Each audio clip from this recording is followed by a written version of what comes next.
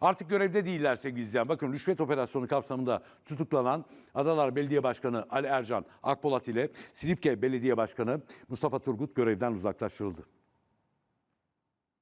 CHP'li belediyelere yönelik yolsuzluk soruşturmalarına geçen hafta 2 ilçe belediyesi daha eklenmişti. Adalar Belediye Başkanı Ali Ercan Akpolat ile Silifke Belediye Başkanı Mustafa Turgut soruşturma kapsamında toplam 43 şüpheliyle birlikte tutuklanmıştı.